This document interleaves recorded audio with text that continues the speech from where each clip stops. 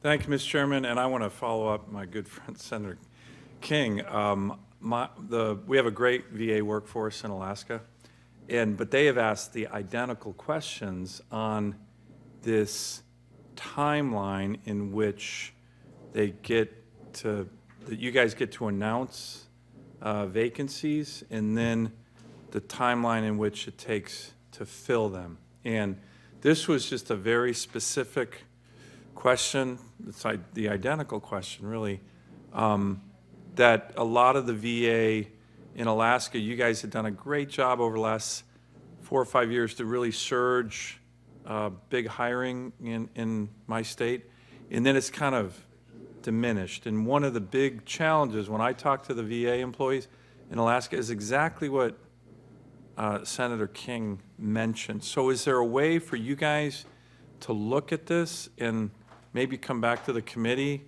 and try to truncate this timeline, both on the posting and the time it takes in which to hire? Because, you know, you have people who might be interested and they're kind of hanging out there for 6 or 7 or 8 months, and then you lose interest or they have another opportunity, but it seems kind of like a self-inflicted wound.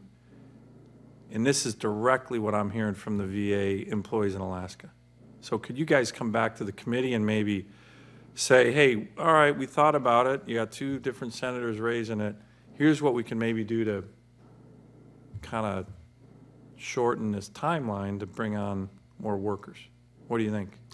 Senator Sullivan, I would welcome that opportunity. We are equally frustrated. I think that is one thing our labor partners and we agree on, is that it takes too long to hire. Yeah, and you need, if you need statutory authority, or no offense, but whenever I hear you say it's done by committee at a facility, I'm just like, oh geez, that's going to be a year, right? Like, well, I think we're having the conversations that we want to have, that there is a time to fill, which is from the time somebody leaves until that next person arrives. That's really the impact at the local level. And then there's the time to hire, which is the Office of Personnel Management model, which gives you all the steps that need to be done in what they say is 80 days is their model. 80 days is still a long time. Long time. And then we talked about with Too long. Senator Tillis, the authorities that we had to expedite the process, and Ms. Bongiorni mentioned 2 weeks.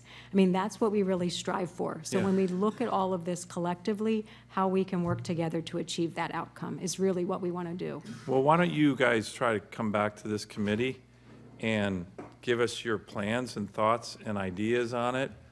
Because I think it's kind of a win-win. And if your employees are telling us, they're certainly telling me, and if senators are raising it, and if you guys agree, and if you need authorities, we'll give them to you, but it doesn't seem like you would need authorities. So if you can come back to, can I get your commitment for you guys to come back to the committee with ideas on You have our commitment, tightening that? sir. Yes. Okay, and then my other quick question is, you know, one thing that we do on this committee is look at ways in which our veterans who are getting out, who are still on active duty, can plug in to like the laborers union, or go through an apprentice program with IBEW, and so they're plugging into a good job even before they're off active duty. I like that idea. We try to do that a lot in Alaska with our active duty military force, but it just seems to me, do you guys have a program like that? So you see what I'm saying? Like, let's say a guy has 4 more months on active duty.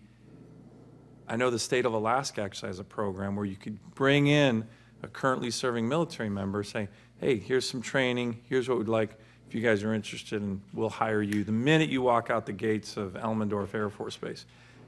Is the VA have anything like that? Because it would seem like that would be a no-brainer. A lot of military guys want to join the VA. You guys can train them and entice them while they're still on active duty. Do you have a program like that?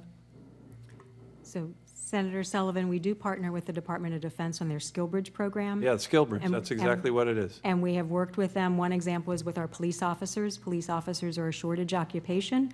We have a law enforcement training center in Little Rock, Arkansas. We work with those transitioning service members who may be interested in coming to join the VA team after they get out, send them through those training programs. The challenge is resources Yeah. and the ability to run those programs. But And I you know do the SkillBridge program. We do. Okay, good. Thank you, Mr. Chairman.